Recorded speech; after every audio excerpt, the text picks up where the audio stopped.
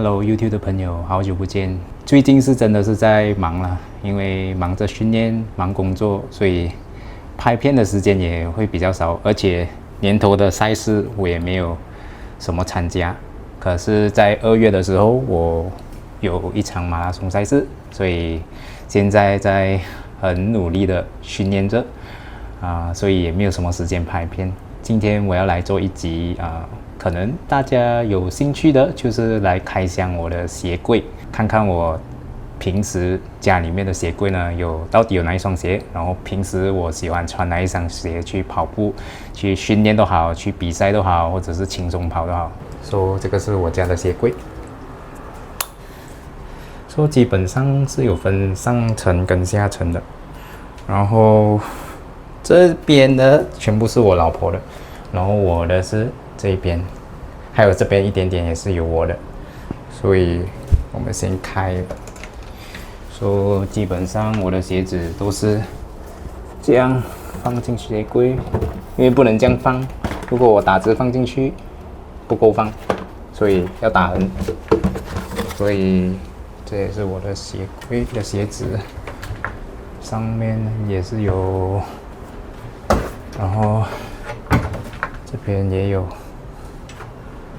基本上今天我可能会简短的讲一下我平时是穿什么鞋去训练还是比赛的。我先从最轻松的鞋子讲起，就是我平时通勤的鞋子。那我其实去做工我是穿这一双 Nova Plus 5全黑的。上班嘛，因为我是上 office 班的，所以我是穿 formal 的，所以我穿这一双呢，黑色的呢，就比较能够搭到我的 formal 的服装。然后做完工过后，如果是直接去跑步的话，这一双鞋子也可以拿来做轻松跑，所以是非常适合的。如果大家是有在外面上班的，我建议大家买一双全黑的鞋子，这样的话你就去哪里都可以了，你去 shopping 也可以，你去做工也可以，那你去轻松跑也可以千万不要买有碳板的，你做工你不用碳板鞋了。然后接下来呢，我们就看一下，可能从我做 gym 的鞋子讲起，这一双是特步的2000公里第2代啦，之前我有测评这双鞋子。可是这一双呢，现在就变成了我去做 gym 的鞋子。这一双鞋子我记得我穿了500多公里啊，可是你看它的鞋底还是很漂亮而且它的稳定性也非常好。做 gym尤其是你拿那些 deadlift 拿哑铃你一定要你的脚很 balance 嘛。然后它这边的那个它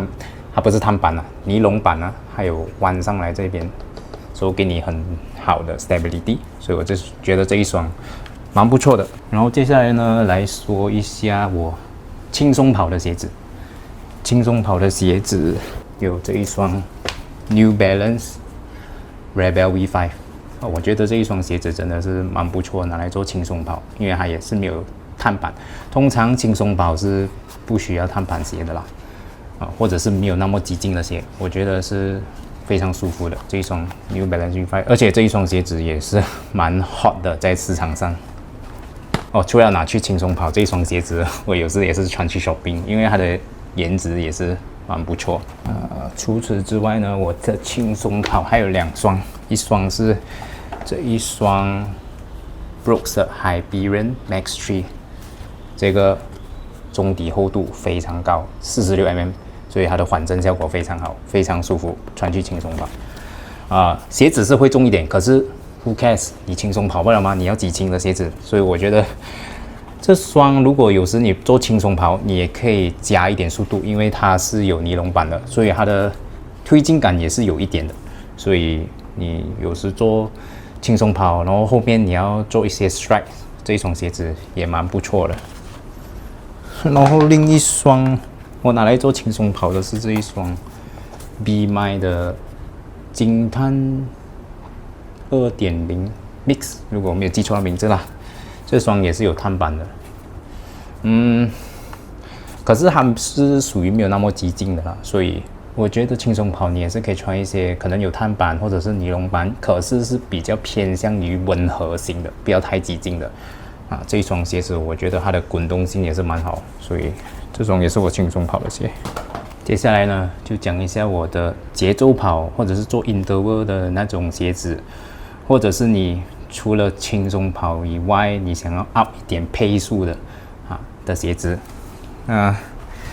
第一双呢就有这一双我的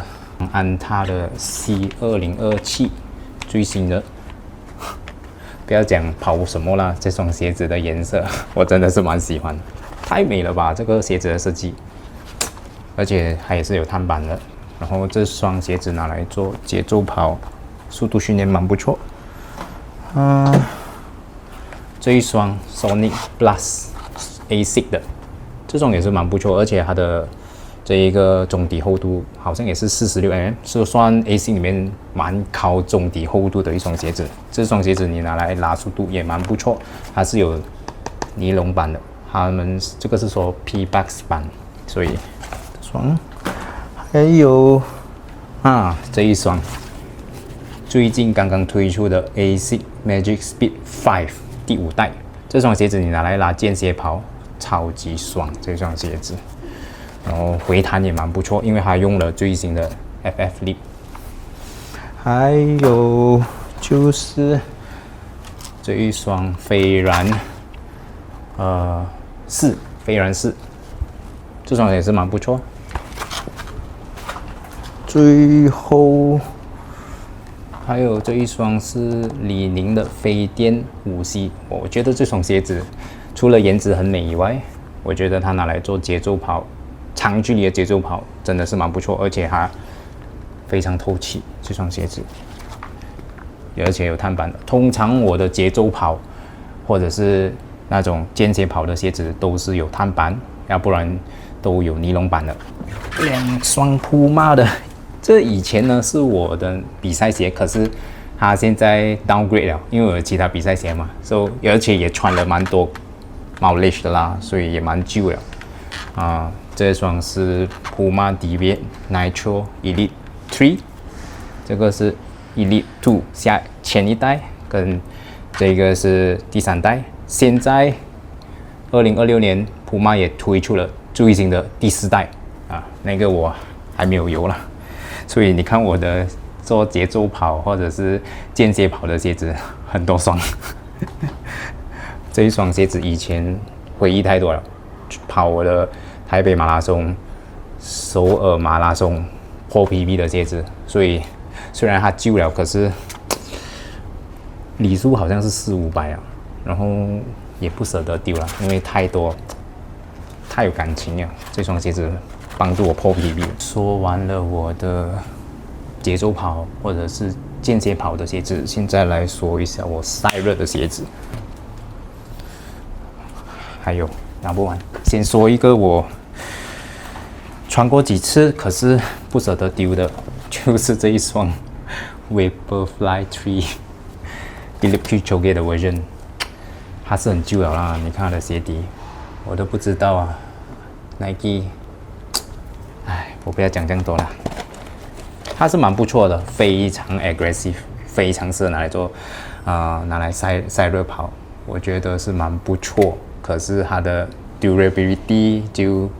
有待进步，而且这一双鞋子它的那个稳定性也没有那么好，因为它的那个中间的这个中底的那个宽度它比较窄如果你是后跟落地的话，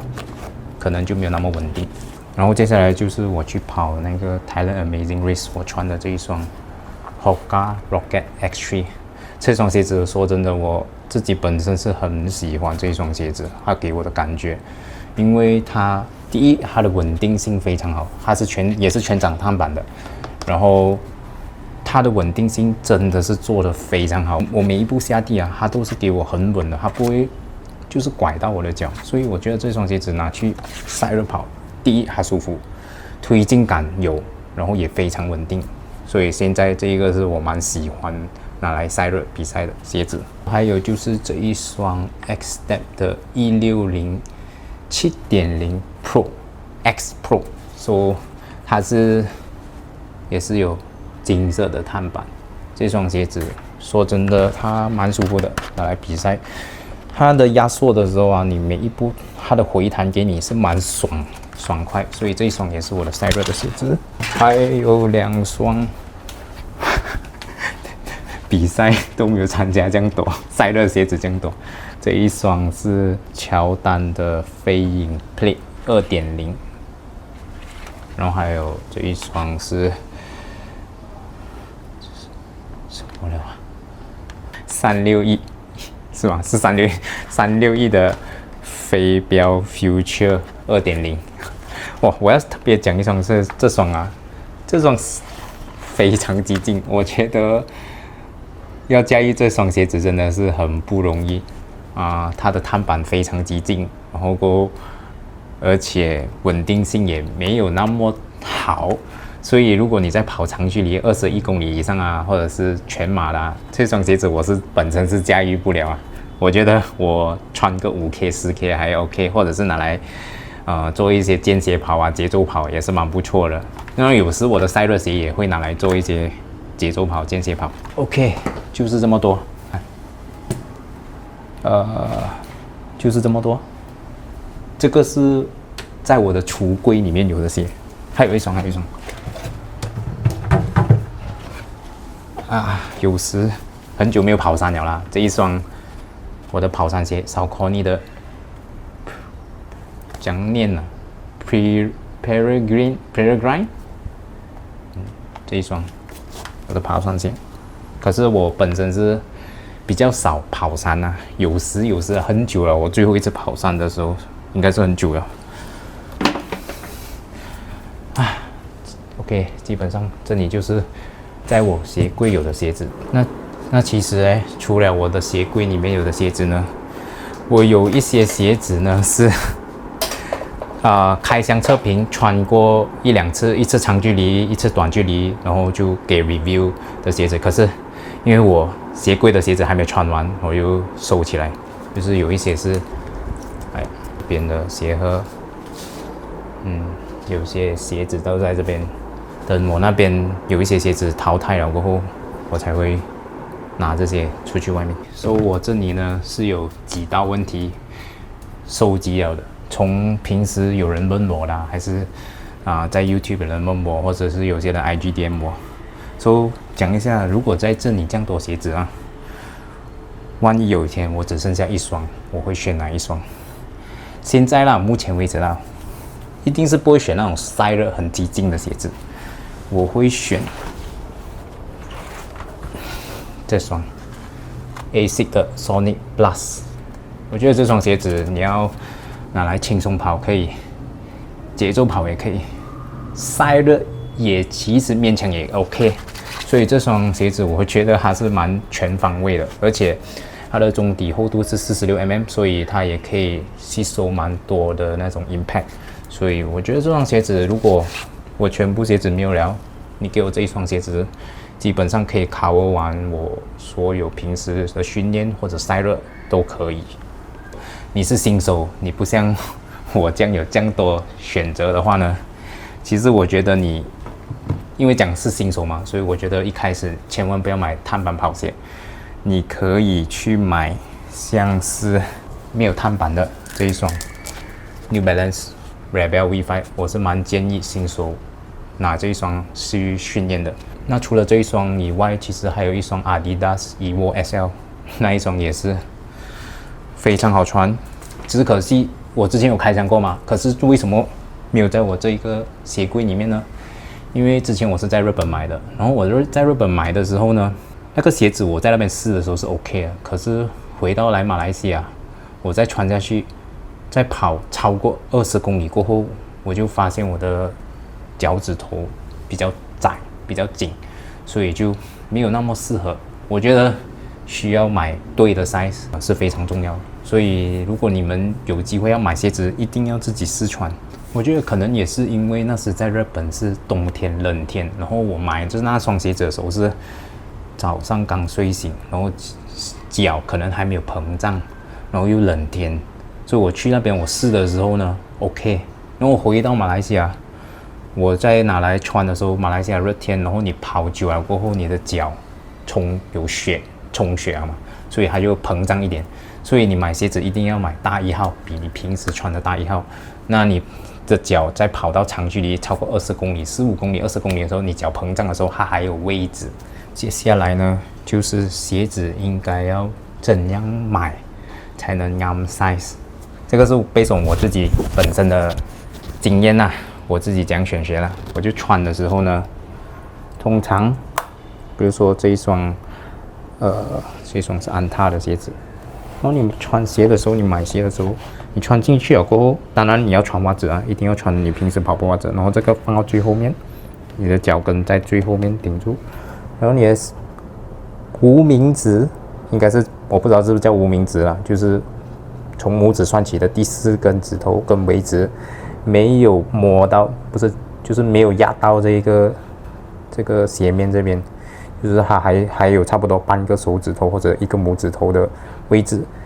这样的话，我觉得是就比较啱你的 size。因为你在跑的时候，如果你是贴住这边呢，你跑久了，你这个无名指啊，第4个指头啊，肯定黑了。如果你跑 FM 或者是30公里，肯定变黑脚趾了。所以这个是我本身选鞋子的 size 的。可是如果你大概知道了啊，你其实大部分的鞋子的 size 啊是统一的，只是有一些鞋子它可能它的那个 size 会比较窄或者比较阔，所以有时也是要自己去试一下。然后呢，还有一些时候你买鞋子到底是要跟 UK 还是 US 还是 Euro 这样多？其实啊，你不要看 UK、US、Euro 这些鞋子，好像我本身呢，我只是看 CM 罢了，因为 CM 它会比较 standard 一点，就是你不管哪一个品牌的鞋子的 CM 都类似差不多一样长的，因为它是 based on 你的那个鞋子的 CM 来算。那如果你是 based on UK、US 的话，其实非常不准确。就比如说我这一双 ASIC 的，它是28.5 cm， 我是穿28.5的然后过后它的 UK 是10号。US 是11号啊，一个是10，一个是11 ，US 是11号。然后一样的这一双 New Balance Rebel V5 也是285 cm， 然后它的那个 US 是10.5，UK 是10啊 ，UK 这两个一样10，可是这个的 US 11，这个的 US 4.5，是不是很大差别？那如果你平时都是按照 US 去买的话，你如果讲11，这一双你买11又会太大，所以呢，最好是看 CM 285mm 啊，或者是28.5 cm， 这个是买鞋的其中一个技巧了。所以不要看 Euro、US 或者 UK， 因为每一个牌子的 UK、US、Euro 他们都会有一点点的偏差的。Adidas 也是不一样的。关于那个碳板跑鞋，有一些有激进，有些不够激进。我觉得刚才有讲到这一双361的这一双呢，就非常激进。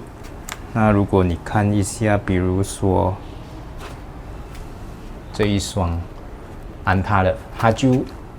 算蛮温和，可是也是有推进感。那这两双鞋子的那个碳板呢的属性就不一样，所以我觉得如果你跑快配速，你才要那种非常激进的鞋子。就比如说你跑4分配以下，或者4分以上，4到4分半啊，你穿这一双就 OK。可是如果你慢过5分，你去穿这双就是在折磨你的脚，非常痛苦。那如果你再慢一点，你可能跑5分，这一双鞋子也是蛮不错，到6分也蛮不错。那如果你是跑7分、8分的新手呢，我觉得你就穿这个 Rebel V5 就好了。然后接下来另外一个问题就是，我要去哪里买跑步鞋？买跑步鞋有几个管道。如果我们先讲线下，就是 offline， 你可以去 retail shop， 像是每一个的牌子的专卖店，安踏有安踏的专卖店 ，AC 有 AC 的专卖店 ，Puma、Nike 每一个都有它的专卖店的。那如果你想要去一个 mall， 大部分的品牌都有的，我建议你可以去 TRX 的2楼还是3楼，基本上你在那边逛一圈，大部分的牌子的专卖店都有在那边，你可以去那边试鞋。那除了这些专卖店，它其实也有一些可以说是third party嘛，像是 Red Runner 啊、Larilla 啊、Running Lab 啊，它就是一间店有代理不同的鞋子，所以呢，你也可以去到这些跑鞋专卖店去选购你的鞋子。那如果线上的话呢，通常是Shopee、Lazada 建议大家买Shopee Mall 或者是 Lazada Mall 那种official store 的，不要买那种unofficial 然后又很便宜的，价钱很便宜的。通常我是怕你们买到假货啦，所以通常是建议买跟 official store 买。那如果你在线上买的话呢，有一个风险就是如果你不知道你的脚适不适合，那个 size 适不适合的话，其实我通常都会建议你去门店试穿了才购买了，这样的话会比较安全一点还有最后一个问题就是我没有什么钱，然后我应该要怎样买跑鞋？因为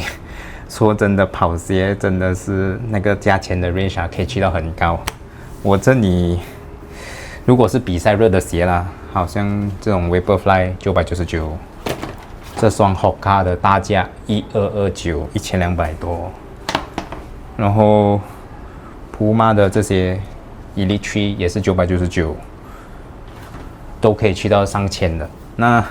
便宜的话呢，其实如果你刚开始跑步，或者是你是学生啊，还是你是刚开始上班，没有那么多资金的话，我建议你可以去看一看中国牌子的鞋子，因为现在中国牌子的鞋子，第一，它的性价比非常好，可能300块左右，你就可以买到一双蛮不错的鞋子了。然后我觉得他们中国牌子的鞋子价格非常亲民，而且中国牌子在马来西亚也有蛮多实体店啊，像 Xtep 啊、安踏啊、李宁啊，这些都有实体店，你可以去试他们的鞋子。像是这一双安踏 C2027，如果你在实体店试鞋了，然后你也可以去他的 Shopee。那时我记得我上 Shopee 看，好像折扣的时候啊，双11还是双12，这一双鞋子扣到来不到400块，就是300多块就可以入手了，而且它也是一双非常不错的鞋子。你可以去考虑一下，如果你的资金没有那么多的话，你们可以考虑一下中国的鞋子，因为它的性价比真的是比较好。那可能你换鞋的时候就没有那么心痛。像这一双我的 Vaporfly 啊，其实是不能穿了，这全部裂了又烂了。可是我又花999块来买这双鞋子，你叫我丢啊，就是有点不舍得。而且这个配色也很美。OK， 那今天开箱我的橱柜的影片，我不知道你们有没有兴趣还是以后想要做更多类似这样的比较生活化一点的影片。那如果你们喜欢的话，可以在以下留言，或者是你们有任何跑步鞋的问题，买跑步鞋的问题，你们也可以在下面留言。那我看到的话，我就会回复你们。OK， 今天的视频就到这边啦。如果你喜欢我的视频的话，记得点赞、订阅、分享。我们下期见，拜。